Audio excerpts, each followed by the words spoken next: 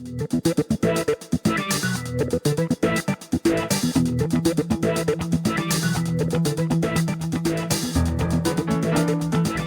are listening to the SDSU Football Podcast, presented by the East Village Times, with your hosts Andre Hagverdian and Paul Garrison. Welcome, listeners, to another episode of the SDSU Football Podcast. I am Andre Hagverdian and joined, as always, by Paul Garrison. How you doing, Paul? Brother, I am doing all right. I mean, we're here. Last portion of the season. It's kind of do or die time for the Aztecs. Get to talk about a game that's coming up on Saturday, homecoming. So it's good stuff, man. Basketball has started. Exhibition season, man. I was really happy with all of our lead up to EVT's coverage leading up to the season, and then what happened after the exhibition game. It's good stuff, man. All around. How are you? I'm good. Yeah, the basketball preview stuff was amazing. Like, I enjoyed kind of learning about the new guys, right? We know a lot about the guys that have been here for a couple years, but learning about the 5 new guys was pretty cool. I was at the game. I got to see them, in action. I was impressed with all 5 of them. But yeah, it's a good team. It's a great team, actually, and it's going to be fun. It's an exhibition against not a very good team, so it's hard to make, predictions off of this game, but the talent's there. I think the defense is there, so fun season ahead. They passed the eyeball test, don't they? Oh yeah, absolutely. Yeah, the first. Go ahead. I'll tell you something that me and my buddy, the guys that I go to season tickets with are locals. They were born and raised in San Diego, and they've following San Diego State for years. We always end up, when we're walking back to our car, we're always talking about, okay, what went right, what went wrong. And there's always something about a couple players that just did frustrating things. And you're like, oh, that guy, what was he thinking there? We didn't have any of that walking back to the car Friday night. Was it Friday night? It's Thursday night or Monday night. I'm forgetting the days of the week. It was Tuesday. You got all of those different days, and none of them were right. Yeah, Tuesday. Damn, it's only Thursday. Yep. But it was just like there was nothing, no plays that I was like, what is that guy thinking? Like, what a boneheaded play! Like, there's none of that. And that was we talked about that. Like, man, there was nothing we can complain about. It was a good win.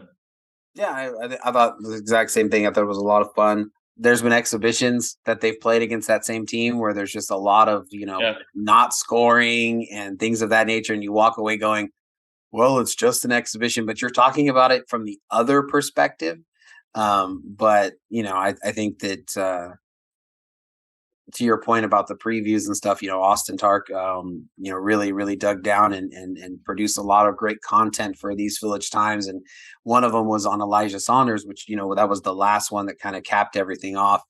And the general consensus was of fans who had read the article and then went and saw him play was like, oh, Austin told us so.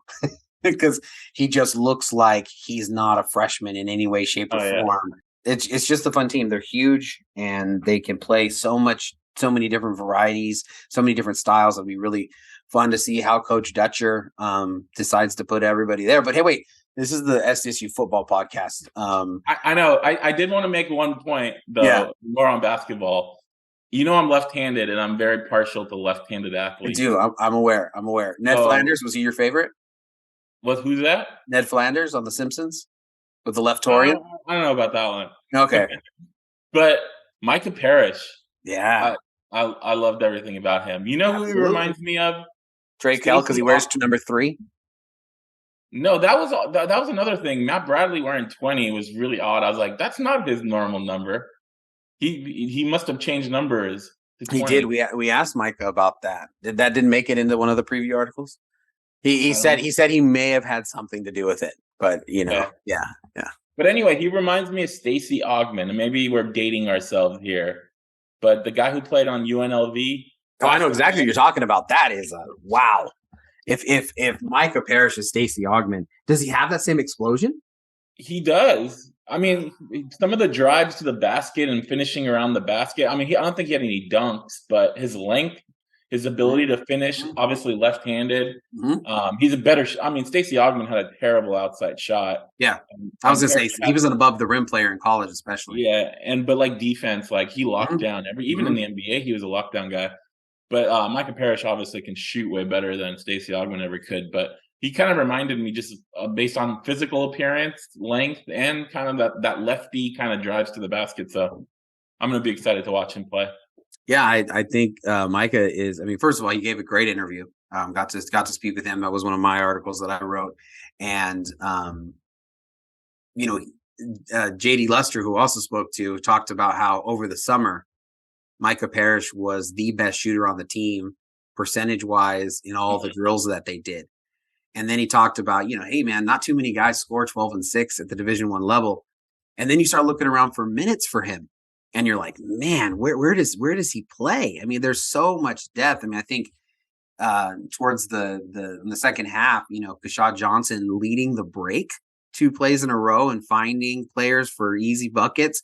And you're like, man, he got up the court quick. And you're like, he got that in his game, hitting threes. And there's a lot to like. And obviously they're going to have a much stiffer test on Monday and Friday next week. But for a first impression, I think that Aztec Nation is pretty excited about the possibilities of what this team can be.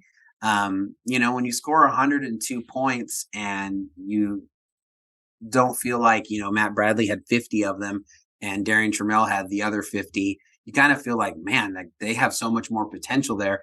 And it's going to be super interesting. There's no good way for Dutcher to put his rotation in. No matter who he decides to leave out, there's going to be that question mark if it doesn't have the success. And so it's a what a coach has been saying it, it's a coach's delight, right? But a player's dilemma. But I think it's got to be pretty stressful for the coaching staff too, to exactly how to put those pieces together. And they got to do it quick because they got some big games coming up. Yep. All right. We can move on to football now. Football. Okay. Yes. Football. Before we get to the UNLV game, we have to take at least a quick look back to Fresno State. Obviously, things were looking great for the first 44 minutes of the game, and then even with 2 minutes left in the game, obviously it wasn't the ending that we all wanted. But I put out a breakdown on our YouTube channel that was, there was 2 parts to it about what I thought went wrong. If you haven't seen it, check it out. It is probably way too longer than it probably needed to be. But when I get started talking, hey, in East Village Times, in-depth SDSU coverage, man. But we don't need to get too much into the weeds. But what were your thoughts on how that game ended? What the Aztecs could have done differently, if anything? Well, I mean, I think the big takeaway is that they gave a game away. I mean, I think there's zero question. Even Hainer coming in and playing, I'm honestly not even fully convinced that was the best choice for their offense. Like, it is going forward, but I mean, he threw so many interceptions in the red zone and had a real difficult time finding anything outside of the numbers. He was inaccurate, except, pretty much just right in front of him. And I mean, maybe San Diego State would have stopped the run game with Jordan Mims, and that, they did with Hainer in there, but as the focal point. But as far as what they could have done differently, they had a chance. They had a chance to bury him early in the first possession of the second half. Jalen Maiden threw an interception on a first down when they had been running the ball consistently and had been moving it down the field. And then they try on first down and not that it was a bad call to pass the ball on first down, but, it breaks the narrative that they were being conservative. And he throws the ball, not even close to out of bounds really, and throws the interception. So they had a chance to get points there. After they did score a touchdown on the next drive, after, Jack Browning went and, did his cartwheels on his run to end his run, like they score and they're up. And it's starting to feel inevitable that it's just going to be over and the Aztecs are going to win. And then Jesse Matthews coughs up that punt. And they didn't score, but it just kept momentum, or they got a field goal. I beg your pardon. They got a touchdown. They got a field goal, I believe. No, they got a touchdown. I'll have to look at it again. I'm pretty sure it was a field goal. All right. I'm just taking his head. He's usually right on these things. So, anyway, so they scored, and either way they scored, and they brought it to within manageable again. It just kept them in the game, and so I think that's where the opportunity really was. It was a great onside kick. Other people can blame whoever they want to blame. I don't know how you would want to set it up any different than having Tyrell Shavers and Jesse Matthews there. It was a great kick, and they were able to recover it, and that's what the game came down to. But I think as far as what could have happened earlier, it's that they had the chance in the third quarter to really put the game away, and they missed there, and that kept the door open. And, credit Fresno State for being able to finish it and get it done. It looks very, very unlikely that they're going to be able to catch them for, the division crown. But there's probably a greater chance of Fresno State losing a pair of games down the stretch than there was of them winning that game with 5 minutes left of the game. Yeah. I look at, if there's one thing I would go back and look at, obviously the muff punt and the onside kick are the crucial, but like 4th and 1 from the 29 in the middle of there was 11 minutes left in the fourth quarter. That was a great drive. They passed it. I think on that drive they passed it 4 times and ran it 4 times. So it wasn't 3 runs and we punched. They got down the field. The fourth down play where it was a read option and he handed off to Chance Bell and he went left because there was 2 guys in the backfield already. I mean, it had no chance. That one you'd have to look back on and say, maybe run a different play. Maybe keep it in Maiden's hands as a keeper. I was going to say, if there's 2 guys right there, it's probably a sign that maybe it was a misread. But yeah, but even like make it even simpler and just make it a straight keeper from Maiden and have the running back be his lead blocker.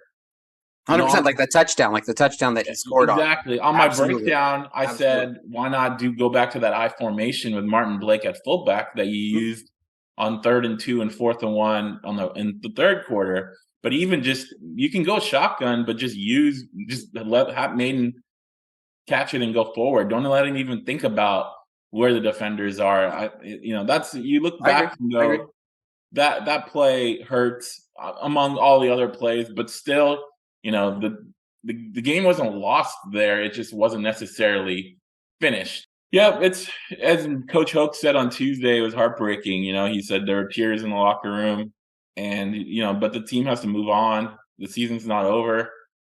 And, as you said, chances of Fresno State winning that game with 3 minutes left was less than 2%.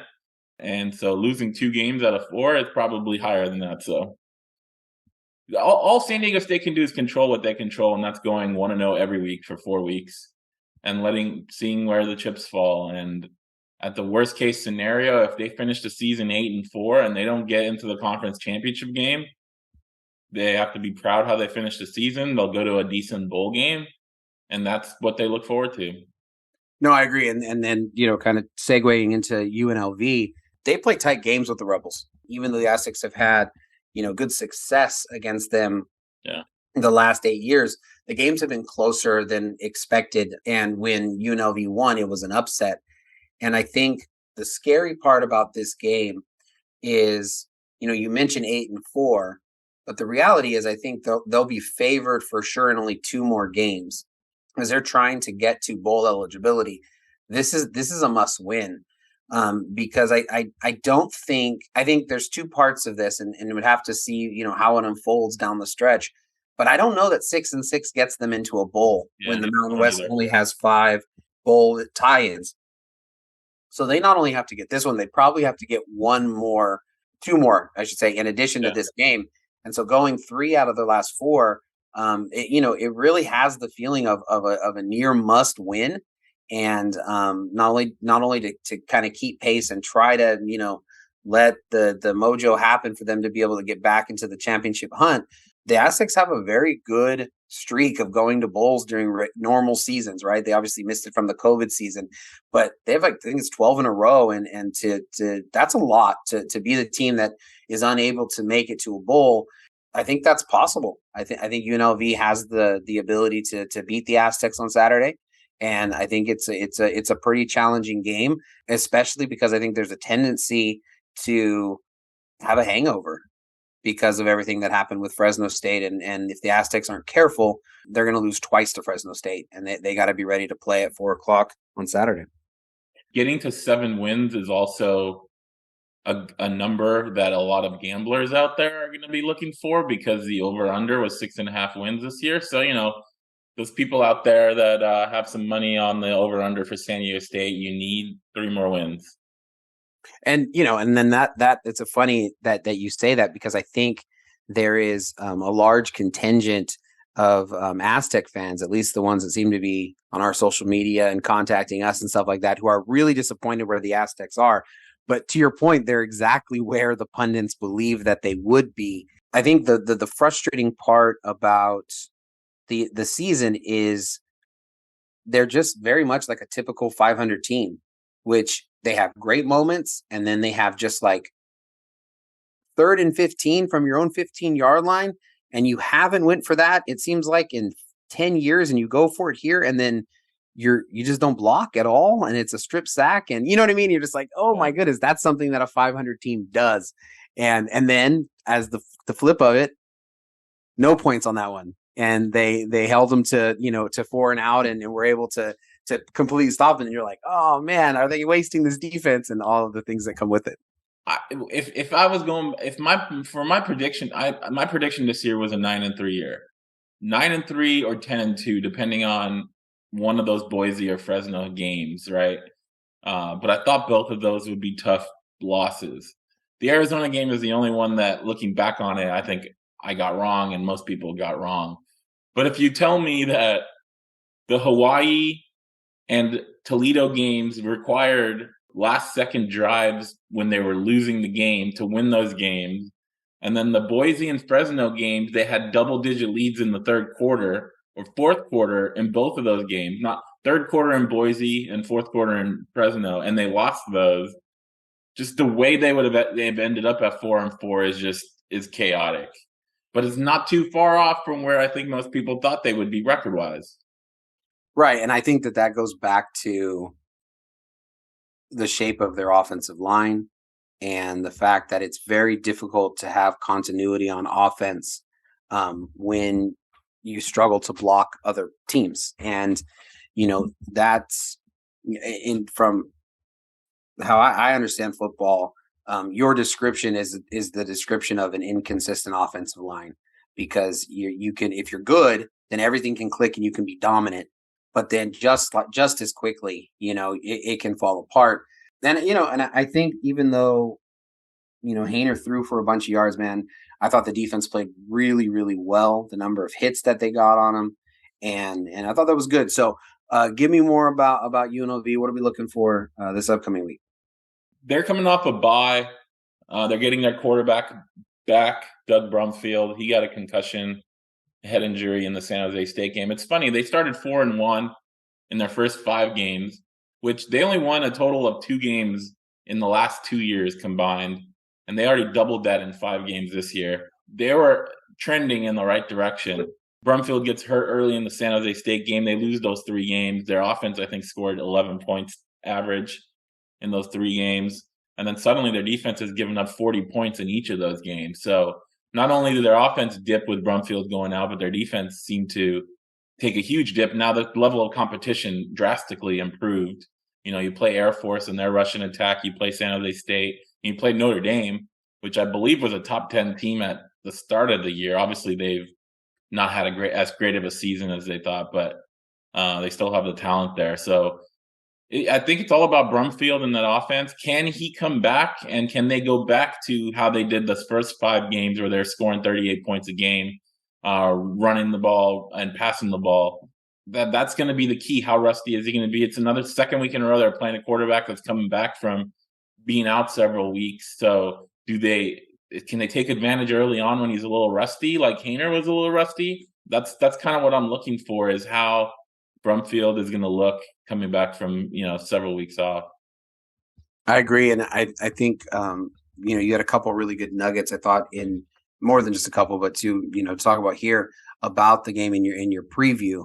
When they were 4-1, the defense was also creating a lot of turnovers, and that it helps to keep the scoring total down when you're not on the field because you're able to quickly get off with the turnover. And then I thought it was a really cool idea. Speaking of Brumfield as a lefty, kind of explaining Patrick McMorris's comment in the press conference that DJ Ralph has taken over the reins as the scout team QB. And it's just interesting because he's a lefty and Brumfield's a lefty, but the whole year it was Lee Uamavai who was the scout team quarterback all the way, through Utah. And just how that change could, maybe be a little bit of a benefit for the Aztecs. Well, McMorris also mentioned that Jalen Maiden is lefty. So in practice, not just a scout team, but they're going up against the starting quarterback that's a lefty as well. Which UNLV obviously will have that advantage in addition to that as well. And let me ask you this question. Jalen Maiden obviously had a great first half, 3 turnovers in the second half. And, obviously the one at the very end of the game is not, really put it too much on him, right? Throwing into double coverage, kind of have to there. There's 40 seconds. Yes, the offensive line needed to block better and not allow a strip sack. At the same time, it was the only time he was hit all game, and he fumbled in the one opportunity he had to hold on to the football. And then, of course, the interception that happened. Is there a danger that a guy who has not been playing quarterback for very long, but has been playing in a very just like confident and free? I mean, I would argue that he was the best player on the field that one night. I thought he was better than Haener. Is there any kind of, I guess, nervousness that because of those turnovers, he may not play as free and as confident in this upcoming game? I don't have that concern. I think he was at the press conference on Tuesday. I think he was, admitted that, he needs to make sure to keep, he talked about how that first turnover was him trying to not take a sack, not to get in the second and long. I think that one is just it's kind of a fluke play as well. If we talk about all these fluke plays that happened. Yeah, no question. Like he tried to throw the ball away. He just got a little too much air under it and the DB got under it. The fumble, not necessarily. And I'm not concerned about that. I think he's confident enough that those turnovers are not going to be in the back of his mind coming into the game. Now, does that change if he has another turnover or two early in the game? That remains to be seen, and hopefully that doesn't happen. But coming into this game, I don't see a concern with those turnovers from the second half. Good. Yeah, it is a little bit of something that it's just such uncharted waters for somebody, who's, you can talk about him being a 4-star prospect. You can talk about his talent, all that kind of stuff. But he hasn't been playing, and he hasn't played in a very, very long time. And right. to do what he's doing is just, phenomenal. That now you could ask your question a little bit differently and say, do the coaches lose a little bit of confidence in him and rein the playbook back in that sense? Now, I think some Aztec fans might have that concern. I don't think I'm going there yet because I think from what I've seen from Horton and Lindley, but that may be a little bit bigger concern is okay, he turned it over 3 times and a half. We need to make sure that doesn't happen. So we're going to be, dial it back in terms of some of the play calling and the creativity. That could be a concern. We'll see. Yeah, I guess you'd have to do an analysis of the play calling. I think he's still been best in the play action, and he's still been best when the other team is thinking that it's going to be a run. And so, having the it's just the way that football is, right? I mean, you're only going to have 5, 6, 7, depending, if you're a better quarterback, 8, 9, 10 opportunities to fully scan the field, right? And and otherwise you're going to have 1 or 2 options, and that's kind of it. And so I don't know necessarily that would change. And if it would change, you're only going to add, he would have had 8 opportunities to do that instead of 6, but or vice versa. And I just think that, I don't know, it's just one of those things that, can the Aztecs have a great quarterback?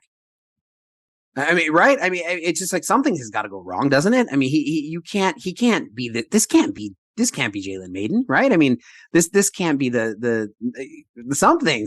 It's something, and so it's just interesting to see because he's just been so good. not even, there's no, you don't have to even qualify it with anything. He's just been really good his 3 starts. I expect him to keep it going. I think regardless of what we saw in the second half or towards the end of the game, I think the offense is trending in the positive direction by all means.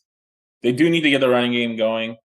They did it a little bit in the third quarter with Keenan Christian. Obviously, when they went back to running the ball in the fourth quarter, it was not good. The offensive line needs to play better. The penalties need to be eliminated. Josh Simmons had 4 more penalties, so he's got 12 on the year. Brady was asked about that. What do you do with someone with penalties? And he said, it depends, but sometimes I yank them. I'm curious if Josh Simmons is a starter on Saturday or if Joey Wright or Christian Jones is in there. I think you couldn't blame a coach for starting somebody new in there, given the mistakes that have been happening, regardless of how much talent Josh Simmons has, because it's not helping the offense. It's hurting the offense. I would be lying to you if I told you that I felt like there was an easy solution to this. Dean Abdullah also played some tackle, and there could be an argument that his smaller frame might even be better suited to being on the outside. But yeah, I definitely think that is a concern. It's what Mike Goff told us. They're physically gifted enough, but the problem is that can they do it every single play and have no giant mistakes?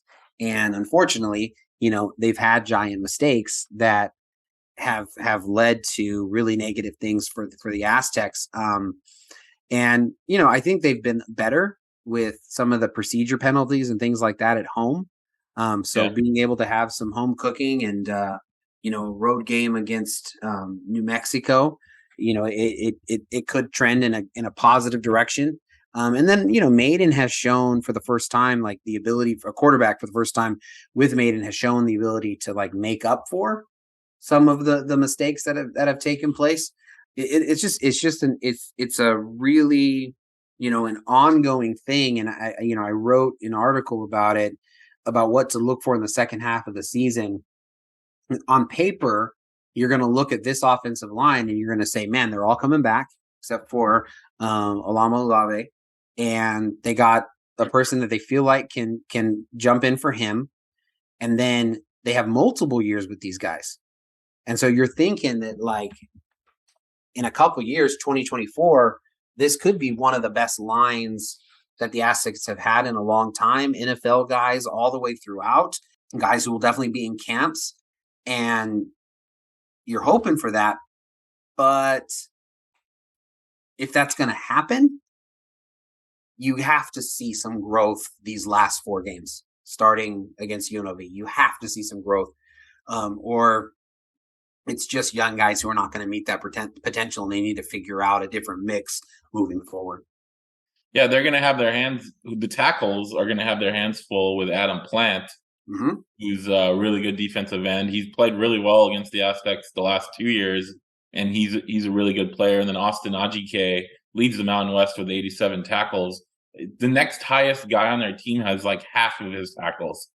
This guy's all over the field, and he's going to be in the backfield. He's going to be in running plays up against one of the linemen when he's filling gaps that some of the guards are trying to either pulling or getting to the next level. So those 2 guys, the offensive line is going to have to be aware of where they are and make sure to block them, or else they could disrupt a lot of what the offense wants to do. The Aztecs are pretty banged up, or at least they were banged up last week, and exactly where all that stuff, you kind of find out as they go to play. But, Keenan Christian looked great in the passing game, did not look great running the ball in between the tackles. He just still has a hard time with that.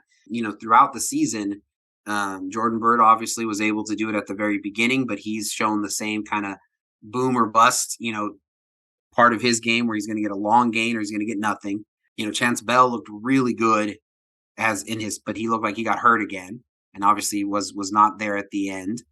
And so who's going to be running the ball? Jalen Armstead, people should ask about him because I think he still has a 10-yard rushing average. And he used to qualify to be first, but I don't think he's had enough carries to qualify for like highest average per carry anymore. Okay. Yeah. No, I mean, so like that. But even him, I think with the exception of the game that he got hurt against Toledo, those carries came late and he wasn't, really high up on the depth chart. And so not only can he come back healthy, but can he also, take over from Cam Davis? Can he take over from Kenny Christian? Is Bird healthy? Is Bell healthy? And I think that's another really big key because as we mentioned before, Jalen Maiden has been good in a lot of different areas, but I think his best plays have come building off the play action and that allowing that clean pocket. And he's just taken advantage of it with his size and obviously his ability to read defenses, et cetera. And so I think overall, that's a big concern for the Aztecs is who, if you're still going and saying we're going to be a run first team, well, who's running the ball? And I think there's been enough of a sample size that there is a significant drop off between their fifth year senior guys and the rest of the group. Speaking of injuries, Jack Browning is also another concern. Mm-hmm. Coach Hoke said on the coaches show on Wednesday night on 760 that he thinks Browning is going to be fine. We've learned that injury updates from Coach Hoke aren't necessarily always turn out to be, correct or factual. Forthright, yeah. So who knows? But it'd be nice to have him out there fully healthy and able to do all three. So that's another concern, I think, going into this game. But anything else we need to mention before we end this episode? Just that I think I'm really curious to see the crowd. I think it should not be underestimated.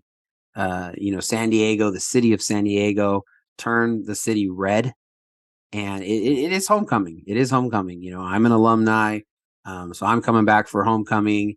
My dad, who's a graduate as well, he'll be coming back, and homecoming has always been. I mean, even when there would be sparse crowds for other games, when homecoming would come around, there would be just that energy and that buzz. Marshall Falk is going to be, doing what he does every year, going to go to the plant the flag, and he's having an autograph session, etc. Having the first homecoming in Snapdragon Stadium, I think it's a pretty cool event, and it'll be really neat to see it embraced by the community, especially as there's wind that the MLS may be making their way to San Diego to Snapdragon Stadium, and that everything the SDSU said in the lead up to the vote has played out and turned to be true. Every other San Diego sports team is kind of done with their season now. I know college basketball is starting, but like the Padres season is over, the Loyal, the Wave, all of that. So, there's really, if anyone wants to go to a live sporting event right now, going to Snapdragon Stadium this weekend for the game is the best chance. So, I think it'll be a big crowd. It's a 4:00 game, which is, I think, also helpful for that because it's not too early and it's not too late. So a lot of families and kids can come and stay for the whole game potentially. So I'm looking forward to that as well. It'd be nice to get back because it feels like forever to be at a game at Snapdragon. It's only been 4 weeks, but still feels like your seat in the press box is still warm, bro. Yep, I'm excited to be back to a home game. All right, guys, that's going to do it for us. Hopefully we'll see all of you out there on Saturday for the homecoming game against UNLV. Make sure to like, subscribe, comment, share this episode on all your favorite platforms, and we will talk to you guys next time.